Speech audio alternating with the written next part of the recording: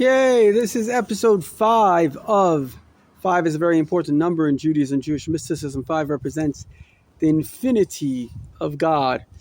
So everything we've discussed has been how to stay married. My name is Rabbi Zevi Weinberg, just to reiterate, author of over 40 books, Kabbalah Love. It was an international course, televised, also accredited family mediator, and I'm the only one that I know of that guarantees, this is an absolute money back guarantee.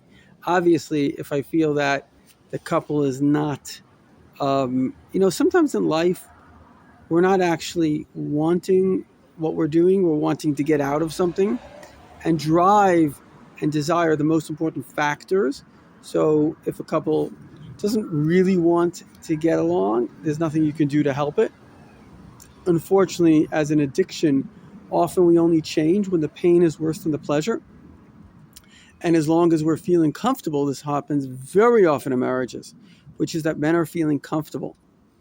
But it doesn't work, because if your spouse isn't enjoying herself, if she's not feeling comfortable, then eventually, particularly today, she's going to resent that. And in fact, your comfort will be the source of her resentment. And it ain't going to look pretty.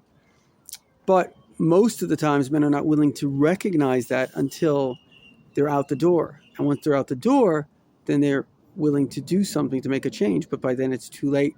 They've already, as one psychologist said, most women have disconnected 2 years before they come for therapy. And once you disconnect, once you don't even want the person in your life, very little you can do to fix it. But 50% of the cases can be solved. And that is through mediation. It's the best case connection. We're not looking at your history and your mother and your father and your grandparents. We're looking at the practical reality today. What it is that you want, what it is that she wants. We help people get to solutions. We help people get accountable for those things. And there is a money back guarantee that if you take this, you will succeed, or whatever you've invested will come back to you. It will be returned to you, because it's a very simple process, which is the truest process that exists. After my first divorce, I only had one, but I started to really investigating. And this is the key. The key is bringing people to joint solutions.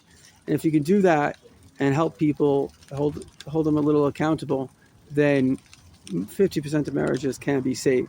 So I really urge you, if this is you need some help, get it now. Because the longer you wait, the less chance that the interest in your spouse and perhaps even yourself is there. And if the interest isn't there, nothing can help you. And so I want to just highlight now a couple of key factors in marriage. The first factor is what the Talmud says, and this is absolutely true. It says the beginning of troubles in marriage are, dun dun dun, drum roll, financial. Women need to feel safe. We all need to feel safe. And if the money ain't coming, the marriage is going. It's just that simple. So if you want to have a happy marriage, number one, as I saw once in a movie, this boss told this guy, he says, listen, nobody has lost a girl from chasing money, but a lot of people have lost money from chasing girls. Now, if you actually, I know this is a very unpolitically correct thing to say, but let me just say it. Nobody has lost a girl from chasing money. Of course, money can't be the reason you're existing. Money is for the family. But chasing the money, and I have a thing, I'll put a link to it, which is Kabbalah, I forgot what it is, attaining positive wealth or something. I get many hits on it. But the bottom line is there's ways of mainly through joy and ethics and charity, ways of increasing your money. But the bottom line is you got to increase it, because the richer you are, guaranteed, the more likely your wife is to stay. And that is trick number 1.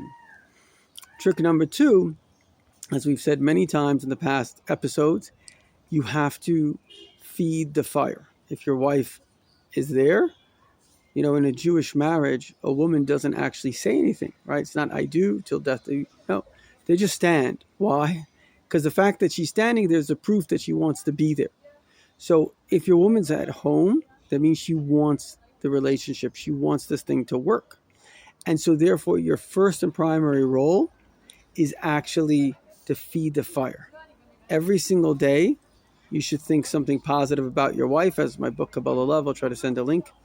And you should say something positive to her. Text her, I love you. And number 3, you should do something positive. Probably most important. Some flowers, some chocolate, something.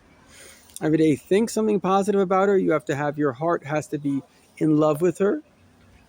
Number 2, say something positive. She needs to hear it.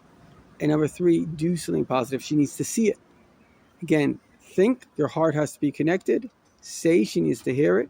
Number 3, do something. She needs to see it. And last but not least, the other perhaps most critical factor is having children. Because a couple that has children together, that's what women really want. And she'll be grateful, and obviously being good to your children, being a good leader. And this sums up our tips. Have a lovely and amazing day.